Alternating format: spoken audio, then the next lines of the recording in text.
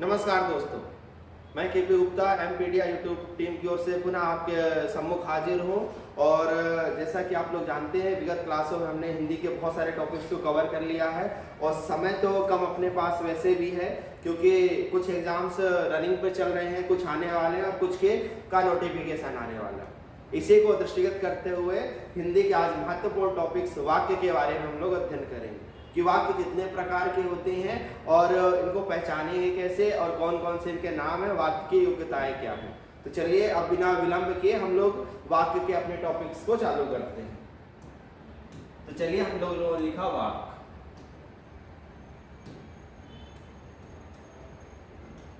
तो मानिए दोस्तों, जैसे कि हमने कहा कि आपसे हमें बात करना था, मुखातिब होना है किसी मुद्दे को लेकर, तो हम लोग चर्चा करने बैठे हैं। तो एक शब्द आज हमने कहा, दूसरा शब्द हमने परसों कहा, तीसरा शब्द हमने एक दिन बाद कहा।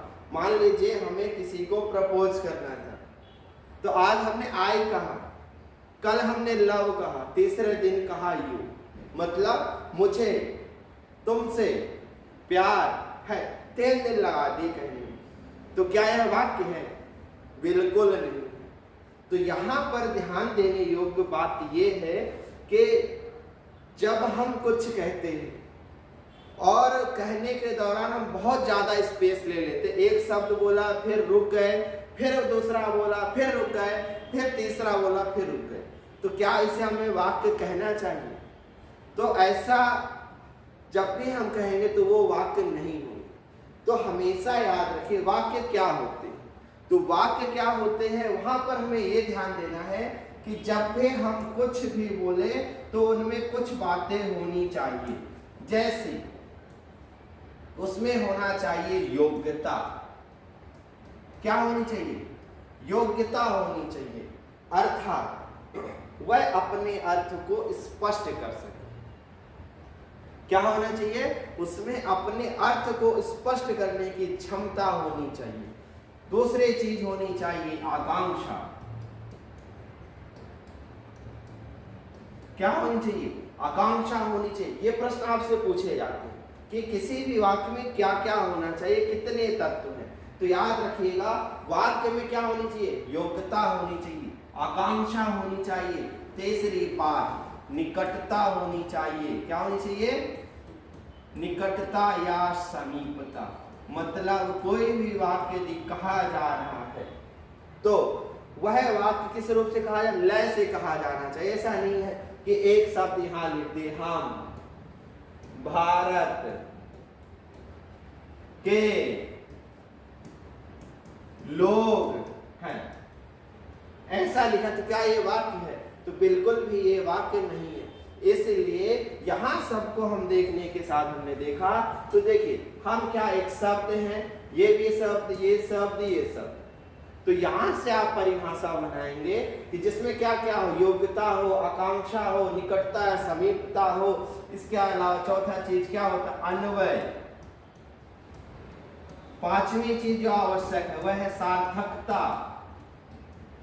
क्या है? कि वाक्य में सार्थकता।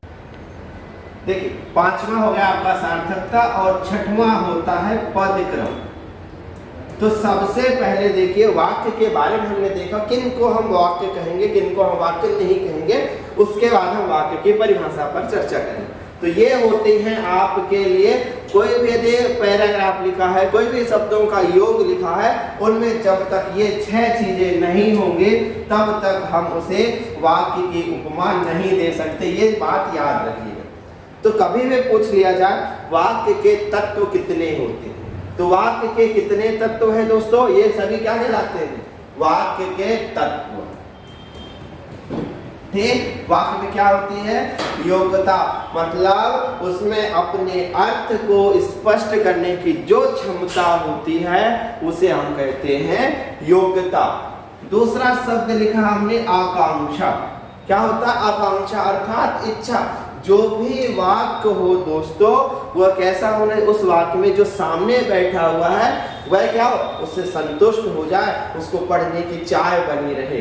फिर हमने लिखा निकटता या समीपता। इसका मतलब क्या है कि जो भी शब्द हम वाक्य के निर्माण में प्रयोग कर रहे हैं वो शब्द कैसे होना चाहिए, पास पास होना चाहिए। ऐसा नहीं है कि एक शब्द कहाँ गिरे, एक शब्द गिरे जाके पाकिस्तान में, दूसरा गिरे हिंदुस्तान में और तीसरा गिरे कहाँ, आपके ऑस्ट्रेलिया में। तो ऐसा नहीं होना चाहिए। तीन शब्दों का प्रयोग कर रहे हैं तो तीनों शब्द एक साथ रहेंगे। जैसे रेल के डिब्बे होते हैं ना, ट्रेन होती, जैसे ट्रेन के डिब्बे आपस में जुड़े होते हैं और उनका भी क्रम होता है। वो चीजें देखिए, निकटता में क्या होगा, ट्रेन के डिब्बों का जुड़ा होना। उसके बाद यहाँ एक लिखा है पद क्रम, अर्थात जब भी आप ट्रेन देखते होंगे वहां पर क्रम से होते हैं। इंजन के बाद एसी बोगी, एसी के बाद स्लीपर, ऐसे कुछ होता है क्रम उनका। तो इसी प्रकार यहाँ पर भी आप ध्यान दें कि जब हम शब्द लिखे, शब्दों को एक करके पास पास लिखे, तब हमें डूबा डूबा नहीं बनना। सभी लोगों ने बालवीर देखा होगा, उसमें दो छोटे छोटे से रहते हैं, डूबा डूबा और तौबा तौबा। वो हमेशा कैसे बोलते हैं, वाक्य जब भी बोलते हैं वो उल्टा बोलते हैं। जैसे हम यदि बोलेंगे तो हम बोलेंगे मैं खाना खाने जाता हूँ। तो जब बात करते हैं उनके तो क्या बोलते हैं, मैं जाता हूँ खाना खाने। क्या बोलते हैं, मैं जाता हूँ खाना खाने। तो उनके जो वाक्यों का क्रम है उल्टा सीधा होगा कि नहीं होगा। और जब उल्टा सीधा हो गया तो क्या हम उसे वाक्य कहेंगे, बिल्कुल नहीं कहेंगे। क्यों कि जब उल्टा कह दिया हमने तो उसकी योग्यता और आकांक्षा धूमिल हो गई, अर्थात सामने वाला व्यक्ति उसे आसानी से समझ ही नहीं पाएगा। तो उसका वाक्य का जो तत्व थे वो क्या हो गए, पंच तत्वों में विलीन हो गए। ठीक, तो ये होगा आपका पद क्रम। इसके बाद लिखा अन्वय।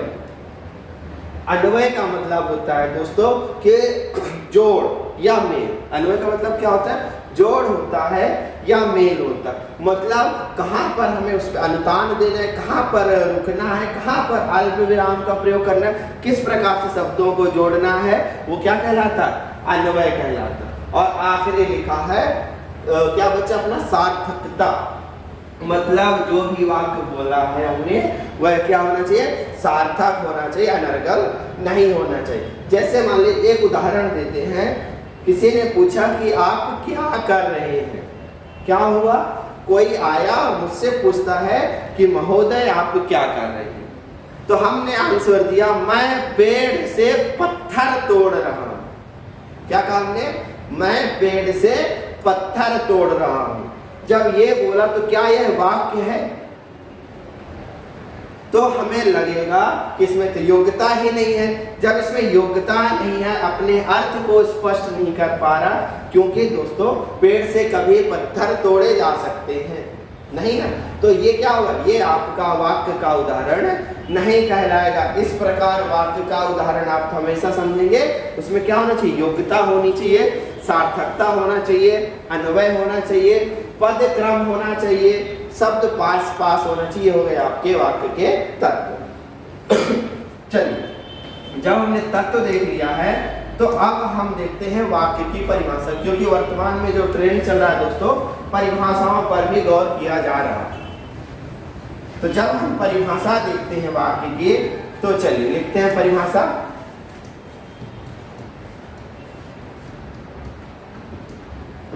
तो वाक्य आपको क्या हो जाएगा, वाक्य आपका हो जाएगा दोस्तों शब्दों का क्रमबद्ध व सार्थक समूह। आप क्या याद रखेंगे वाक्य के बारे में, वाक्य क्या होते हैं, वाक्य क्या होते हैं दोस्तों, शब्दों का क्रमबद्ध व सार्थक समूह, जिसके अंतर्गत क्या क्या होता है, जो वाक्य के 6 तत्व होते हैं वो उपस्थित होते हैं, उसे हम क्या कहते हैं, उसे हम वाक्य कहते हैं। तो जब भी आपसे वाक्य की परिभाषा पूछी जाए तो आप हमेशा बताएंगे शब्दों का क्रमबद्ध व सार्थक समूह जो पूर्ण अर्थ व्यक्त करने में सक्षम हो, पूर्ण अर्थ व्यक्त करने में सक्षम हो, उसे क्या कहते हैं, उसे वाक्य कहते हैं। तो ये हो गया आपके वाक्य और वाक्य के तत्व हो गए। अब हम इसी क्रम में आगे बढ़ते हैं। वाक्य पढ़ लिया, वाक्य के तत्व पढ़ लिया। अब हमें देखना है वाक्य के अंग कौन कौन से हैं। तो चलिए हमने हेडिंग डाला वाक्य के अंग।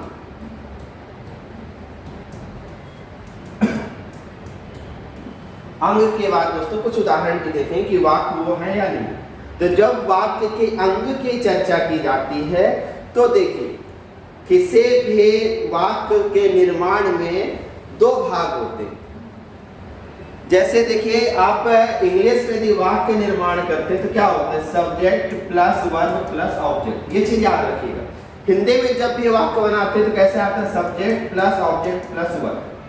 ठीक है, तो यहाँ पर देखिए एक ये करने वाला है और दूसरा है जिस पर प्रभाव पड़े। ठीक, तो इस आधार पर दोस्तों हम वाक्य के अंग कितने मानते हैं, दो मानते हैं। क्या कहते हैं कि साहब वाक्य के दो अंग। पहला अंग होता है आपका विधेय। पहला क्या होता है, एक होता है दोस्तों उद्देश्य और दूसरा होता है विधेय।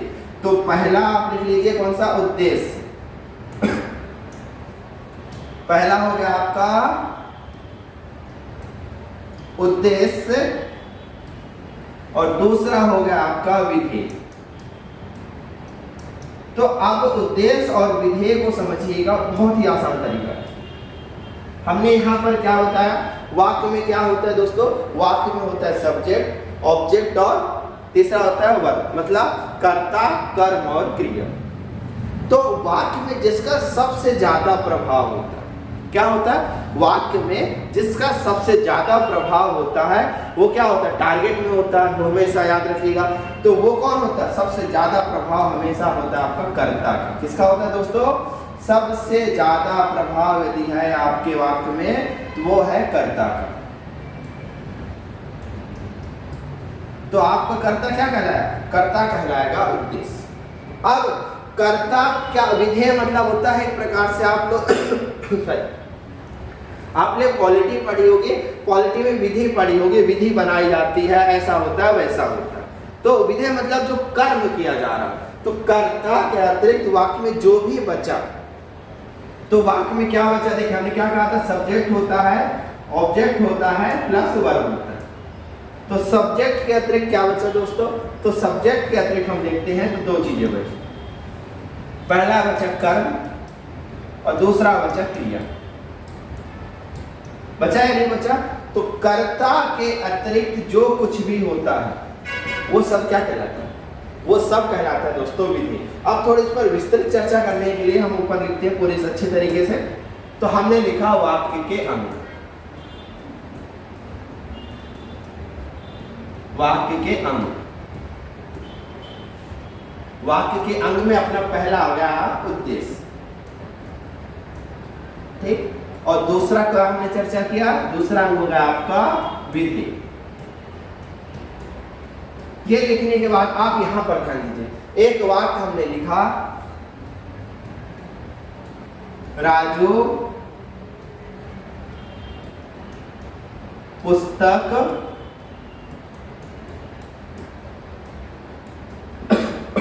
राजू पुस्तक पढ़ता है। तो हमने उद्देश्य में आपको क्या बताया भी कि कर्ता होता है, लिख लिया कर्ता। यहां हमने क्या बताया, कर्ता के अतिरिक्त जो कुछ भी होता है। क्या बच रहा है आपका, कर्म बचा और आपका क्या बचा, क्रिया। ये दो चीजें हो गई। तो अब यहां पर कर्ता क्या है, हमेशा हमेशा याद रखिएगा जो क्रिया को करता होता, कर रहा हो तो क्या कहलाता है, कर्ता। तो कर्ता क्या हो गया, राजू। तो राजू क्या कहलाएगा आपका, राजू कहलाएगा दोस्तों उद्देश्य। अब कर्ता के अतिरिक्त जो भी बचे वाक्य में सोचना ही नहीं है, ये पूरा बच रहा है कि नहीं बच रहा, ये पूरा आपका क्या कहला रहा है, ये पूरा आपका कहलाएगा दोस्तों, क्या कहलाएगा, विधि। ये क्लियर हो गया। अब देखिए, अब ऐसे ना लिख के वाक्य ऐसा आ गया, दूसरा वाक्य हम लिखते हैं, ये क्लियर हो गया। अब देखिए एक वाक्य ऐसा आ गया जो थोड़ा सा बहुत ही बड़ा हो गया, अपने आपने हिमालय के जैसा लिख दिया हमने, लखन का भाई राम। क्या लिखा हमने, लखन का भाई राम संगीत में, या कुछ और, लखन का भाई राम काले अंगूर खाता है। क्या लिख दिया हमने? लखन का भाई राम काले अंगूर खाता। अब आप सोच रहे हैं सर ने तो बताया है कर्ता आता है और कर्ता के अतिरिक्त कर्म और क्रिया आती है, परंतु अब क्या उद्देश्य क्या हो जाएगा? तो यहाँ पर देखिए जो लखन का भाई लिखा हुआ, क्या लिखा हुआ है दोस्तों? लखन का भाई। क्या लिखा है? लखन का भाई। तो ये जो लखन का भाई लिखा हुआ है ये भी तो राम का ही परिचय दे रहा है ना, किसी और का तो परिचय नहीं दे रहा है। तो यहाँ पर ध्यान देंगे आप, कर्ता के साथ कर्ता का जो परिचय देने वाला होता है, मतलब इसे हम कह सकते हैं कर्ता का विस्तारक। तो कर्ता प्लस कर्ता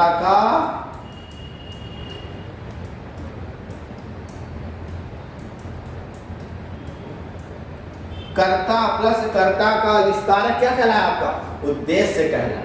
ठीक। अब इसके बाद अंगूर कर्म है, खाता क्रिया है, लेकिन काला क्या है? अंगूर की तो ही विशेषता है ना। यहाँ पर तो आप दिमाग भी ना लगाएं तो चलेगा। ठीक। तो यहाँ पर क्या कह सकते हैं? कर्म प्लस क्रिया प्लस दोनों के विस्तारक। ठीक।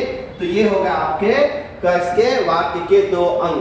तो क्लियर हो गया दोस्तों। आपसे कभी भी पूछ लिया जाए, कोई वाक्य दे दे, उसे पूछ लिया जाए उद्देश्य क्या है, तो आप याद रखिएगा हमारा जो उद्देश्य होता है हमेशा लीडर होता है।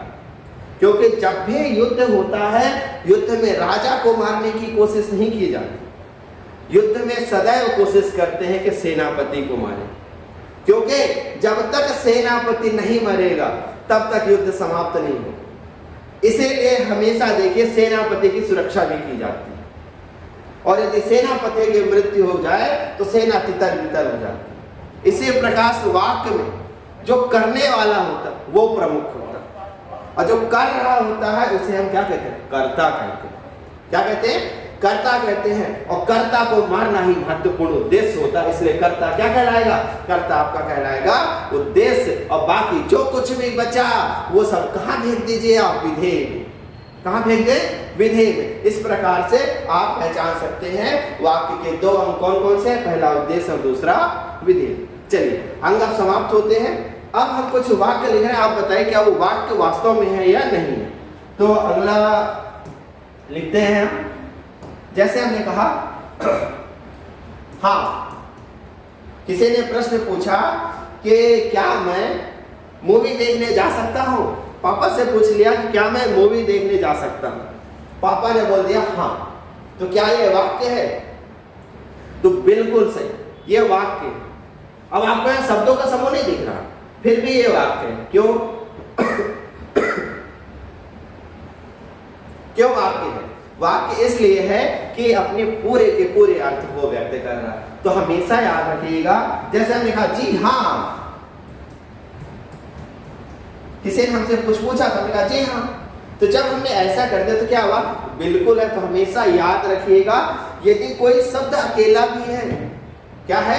कोई शब्द अकेला भी है और अपने पूरे के पूरे अर्थ को व्यक्त कर रहा है, तब वह क्या है? वाक्य कहलाएगा। ठीक है। चलिए वाक्य भी हमने देख लिया, अंग भी देख लिया, वाक्य की योग्यताएं भी देख ली, वाक्य के तत्व कौन कौन से होते, तो वाक्य के 6 तत्व होते। चलिए अब हम आगे बढ़ते हुए करते हैं इसी कड़ी में वाक्य के प्रकार। तो दोस्तों हेडिंग डालिए आप, वाक्य के प्रकार।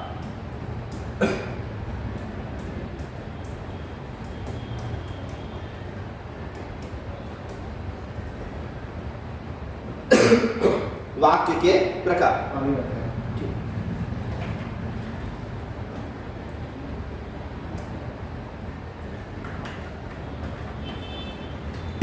ठीक है दोस्तों, सबने हेडिंग डाल ली होगी वाक्य के प्रकार। जब हम वाक्य के प्रकार पढ़ेंगे, जैसे कि देखिए हम लोगों ने छंद में भी पढ़ा था कि मात्रा के आधार पर, वर्णों के आधार पर ऐसा कुछ अध्ययन किया था, जैसा कि आप सभी को याद होगा यदि आप लोगों ने गौर किया होगा। तो इसी प्रकार हम वाक्य को 2 आधारों पर बांटते हैं। ठीक है। आपसे कभी पूछा जाए वाक्य के कितने प्रकार होते हैं, तो आपसे जब कुछ ना लाए तो 2 आंसर दे दीजिए, क्योंकि ये प्रश्न व्यापक में पूछा जा चुका है। अब दो आधार कौन से हैं? पहला हमने बांटा दोस्तों रचना के आधार पर, रचना के आधार पर, और दूसरा प्रकार हमने कहा अर्थ के आधार पर।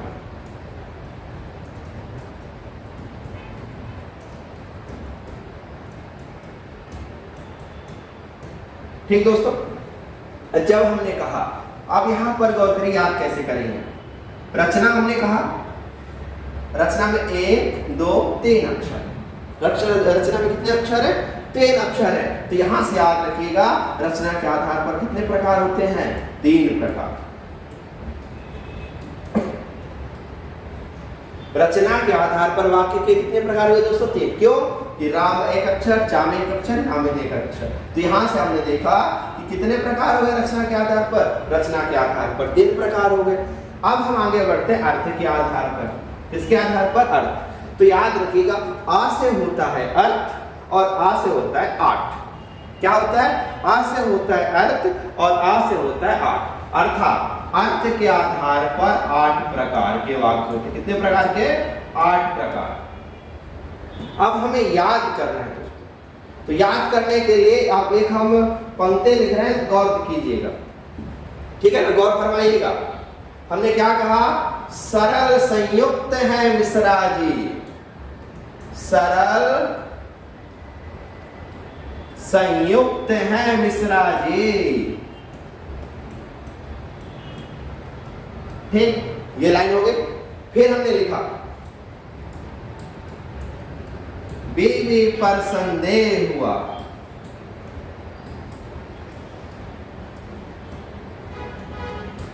संकेत किया, बीवी पर संदेह हुआ, संकेत किया, इच्छा आज्ञा से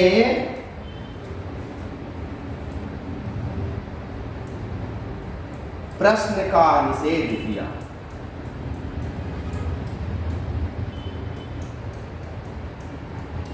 चलिए ये लाइन हमने क्या लिखी? आपको ये लाइन गौर से सुनिए। सरल संयुक्त है मिश्रा जी, बीवी पर संदेह हुआ, संकेत किया, इच्छा आज्ञा से प्रश्न का निषेध किया। ये हो गए आपके वाक्य के पूरे प्रकार। अब इतनी बड़ी कविता लिखी, याद कैसे हो? तो देखिए याद कुछ नहीं करना है।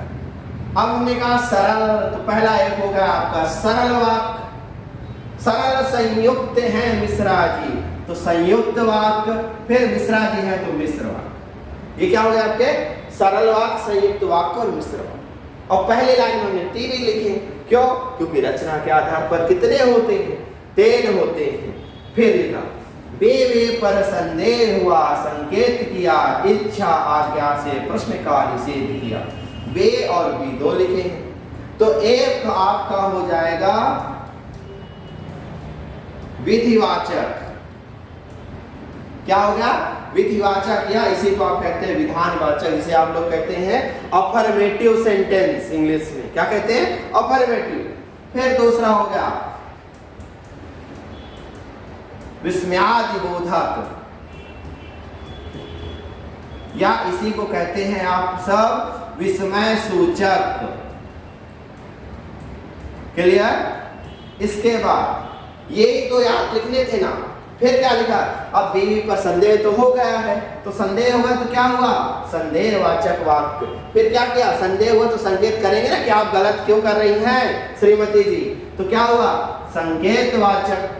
फिर इच्छा, अब कहने से पहले उनकी इच्छा तो जाननी पड़ेगी, नहीं पता चले कुछ और हो जाए। तो क्या हो गया? इच्छावाचक। फिर आज्ञावाचक, और फिर क्या होगा आपका? प्रश्नवाचक, और आखिरी हो गया आपका निषेधवाचक। अब आप देखिए कितने हो गए प्रकार, हम लिखते चलते हैं। ये हो गया आपका पहला प्रकार, ये हो गया आपका दूसरा प्रकार, ये क्या हो गया आपका तीसरा, ये चौथा, पांचवा, छठवां, सातवां और ये आठवां। तो बस आप ये लाइन को याद कर लीजिएगा कि सरल संयुक्त है मिश्रा जी, बीवी पर संदेह हुआ, संकेत किया इच्छा आज्ञा से, प्रश्न का निषेध किया। तो ये हो गए आपके पूरे वाक्य। चलिए अब हम पिछली स्लाइड में जाते हुए फिर से लिख देते हैं। यहाँ पर हमने क्या लिखा था, रचना के आधार पर 3 प्रकार। तो कौन कौन से आपके हो गए, सरल वाक्य, ठीक, दूसरा आपका होगा कौन सा, संयुक्त वाक्य, और तीसरे आपके हो गए मिश्र वाक्य। क्लियर दोस्तों। अब उधर भी लिख लेते हैं, प्रकार आपको याद रखने हैं। पहला कौन सा हो गया आपका, विधि या विधानवाचक वाक्य। दूसरा क्या कहा हमने, विस्मय सूचक या विस्मयादिबोधक, ठीक। तीसरा हमने क्या लिखा था, संदेहवाचक। चौथा लिखिए संकेतवाचक।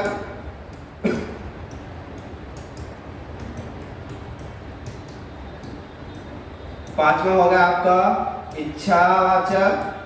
छठवां होगा आपका आज्ञावाचक। सातवां आपको क्या हो गया, प्रश्नवाचक। और आठवां आपका हो गया कौन सा, निषेधवाचक। ठीक, ये हो गया आपके वाक्य के प्रकार। अब हमें अध्ययन करना है दोस्तों इनके बारे में, क्योंकि आपसे प्रश्न पूछा जाएगा। प्रश्न से पूछा जाएगा प्रश्न से पूछा जाएगा आपसे कि कोई एक शब्द वाक्य पूरा का पूरा दे दिया जाएगा और पहचानिए ये किस प्रकार का वाक्य, सरल वाक्य, संयुक्त वाक्य या मिश्र वाक्य।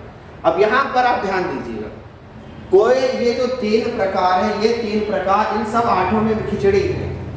क्योंकि आप ये हमेशा डाउट में रहते हैं कि सर ये सरल वाक्य भी है और विधिवाचक भी है, विधानवाचक या निषेधवाचक वाक्य भी है। तो देखिए सिंपल सी बात है कि ग्लास तो ग्लास है, चाहे वो पीतल की हो, सोने की हो या स्टील की हो, है ना। बांटने का तरीका अलग है। क्या हमने किसी को बोल दिया कि मेटल पर आधारित है या नॉन मेटालिक है, ठीक। इसी प्रकार इसमें हमने कहा बस बांटा अलग से। जैसे सबसे सरल तरीका ट्रेन में देख लीजिए कि ट्रेन गरीब रथ भी है, ट्रेन शताब्दी भी है, ट्रेन वंदे मातरम भी। तीनों में ट्रेवल करने वाले लोग एक ही हैं, पर केवल ट्रेन का नाम अलग अलग है ना। तो इसी प्रकार इसमें है, केवल आधार अलग है। रचना का मतलब क्या होता है, रचना का मतलब होता है कि किस प्रकार से बनाए जाते होंगे, कैसे 2-2 वाक्यों को जोड़ दिया जाता होगा, ठीक। तो इसलिए याद रखिएगा, जब रचना के आधार पर हम बात करते हैं तो 3 रहेंगे, जब अर्थ के आधार पर बात करेंगे तो 8 रहेंगे, ठीक। अब हम लोग आते हैं रचना के आधार पर अध्ययन करते हैं और आज की क्लास में, ठीक। इसके बाद आज की क्लास हम समाप्त करने की कोशिश करते हैं, क्योंकि वीडियो लेक्चर ज़्यादा लंबा ना हो जाए, उसको ध्यान रखते हुए। तो चलिए अब हम आते हैं रचना के आधार पर वाक्यों का अध्ययन। तो सबसे पहला हमने डाला सरल वाक्य। और दोस्तों सबसे महत्वपूर्ण बात है कि आपको पहचानना आना चाहिए, बस बाकी कुछ भी आवश्यकता नहीं है, क्योंकि ना तो हमें पीएचडी करनी है और ना ही इस पर हमें शोध कार्य करना है। तो सरल वाक्य की जब बात करेंगे तो पहले वाक्य फॉर्मेशन हमने आपको क्या बताया था, सब्जेक्ट होता है हिंदी में, प्लस ऑब्जेक्ट होता है और फिर होता है वर्ब, अर्थात कर्ता, कर्म प्लस क्रिया। कोई भी वाक्य इन 3 आधारों पर बनाया जाए, क्या क्या, कर्ता, कर्म और क्रिया।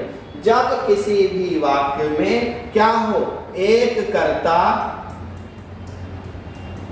एक कर्म, एक क्रिया उपस्थित हो, ठीक। अब व्याकरणिक भाषा में बोलेंगे थोड़ा क्रिटिकल बनाने के लिए, तो क्या कहेंगे दोस्तों, एक उद्देश्य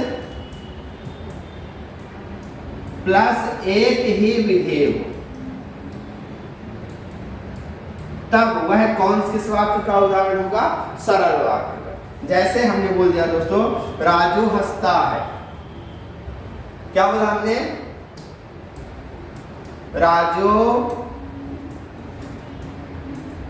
हंसता है, ठीक। किस प्रकार का वाक्य, तो ये आपका सरल वाक्य। हमने कहा मोहन भारतीय क्रिकेट टीम का अनुभवी सदस्य है।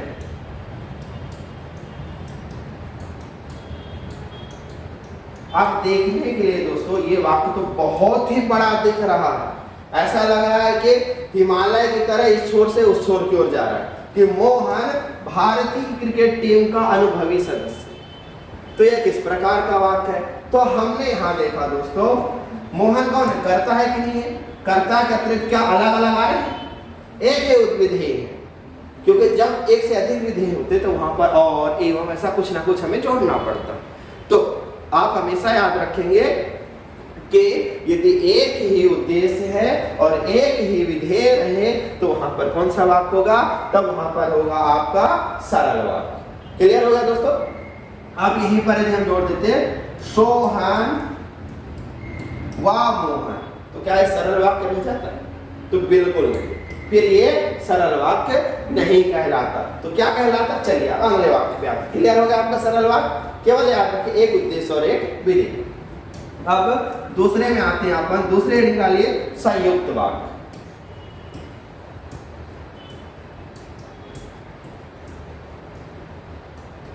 संयुक्त वाक्य, अब जैसा देखिए इसे कह सकते हैं कंबाइंड सेंटेंस। क्या कहते हैं?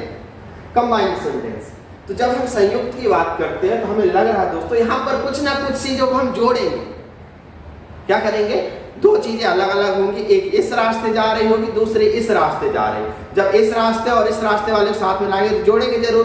तो जब जोड़ेंगे तब वही कुछ ना कुछ बात होगी, और जोड़ने के लिए हमें कंजक्शन, योजक शब्दों का प्रयोग करना पड़ेगा। क्या करना पड़ेगा? योजक शब्दों का, क्योंकि ट्रेनें बहुत सारी आती हैं, बहुत सारी आती हैं लेकिन उनका एक लिंकेज स्टॉपेज होता है जिसे हम जंक्शन कहते हैं। इसी प्रकार हिंदी में क्या होते हैं? योजक शब्द होते हैं जो अलग अलग दिशाओं में जा रहे शब्दों को, वाक्यों को जोड़ने का कार्य करते हैं। तो वो योजक शब्द कौन कौन से हैं वो लिखते हैं, और ये योजक शब्द यदि आपको दिख जाए जो यहाँ पर लिख रहे हैं तो आप उनके लगा दीजिएगा। वह किस वाक्य का उदाहरण है? संयुक्त वाक्य का। तो याद कैसे कर लेंगे? बहुत ही सरल तरीका याद कर लेंगे। देखिए याद रखेंगे, किंतु परंतु लेकिन। क्या होगा? किंतु परंतु लेकिन और एवं वा तथा या अथवा इसलिए। क्या कहा हमने? किंतु परंतु लेकिन और एवं वा तथा या अथवा आपको दिख जाए तो वह किस प्रकार के वाक्य होगा? वह आपका उदाहरण होगा संयुक्त वाक्य। तो हमने लिखा, देखिए इसकी पहचान के जो शब्द हैं, किंतु परंतु लेकिन। आप इसी क्रम में पढ़िएगा तो याद रहेगा। किंतु परंतु लेकिन और एवं वा तथा, और एवं वा तथा या अथवा। ये कहीं पर अथवा परंतु से पर भी बन जाता है, ठीक? तो ये कहीं पर भी दिख जाए तो आप आंख मूंद कर लगा देना वह किसका उदाहरण है? संयुक्त वाक्य का उदाहरण। अब यहां से एक चीज और क्लियर रखिएगा कि इसमें एक से अधिक उद्देश्य या विधेय या दोनों हो सकते। जैसे हमने कहा दोस्तों, राजू और श्याम कक्षा 8 व कक्षा 9 में पढ़ते हैं। तो किसका उदाहरण? ये आपका होगा दोस्तों संयुक्त वाक्य का। ओके, क्या कहा हमने? किंतु परंतु लेकिन और एवं वा तथा या अथवा पर कुछ और भी शब्द होते हैं तो लिखना चाहे तो फिर भी, अतः क्या होते हैं? अतः, फिर भी, ठीक? ये आपके किसके उदाहरण हो गए? संयुक्त वाक्य। ठीक, अब आखिरी पढ़ते हैं हम लोग दोस्तों। आखिरी क्या पढ़ते हैं? आखिरी पढ़ते हैं मिश्र वाक्य। मिश्र वाक्य, और मिश्र वाक्य में आप ये ध्यान दीजिएगा हमेशा, इसमें एक प्रधान प्लस एक आश्रित उपवाक्य होता है।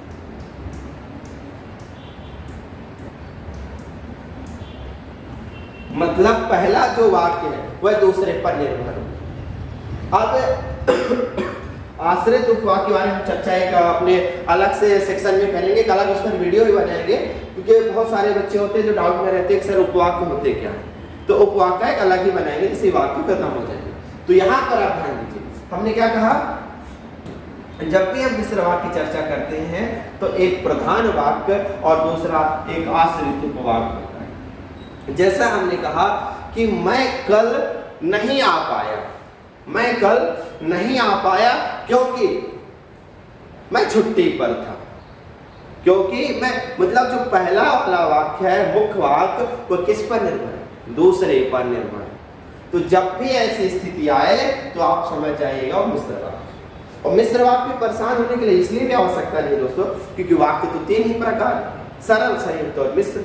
जब सरल हमने पहचान लिया, संयुक्त पहचान लिया, तो इसके अतिरिक्त जो भी बचेंगे किसके उदाहरण हो जाते हैं, वो सभी हो गए आपके मिश्र वाक्य। ठीक दोस्तों, इस प्रकार आज की क्लास को हम यहीं पर विराम देते हैं। अगली क्लास में हम लोग अर्थ के आधार पर वाक्यों के प्रकार पढ़ेंगे। तब तक के लिए एमपीडिया यूट्यूब टीम को आप सभी अनुमति दीजिए। नमस्कार।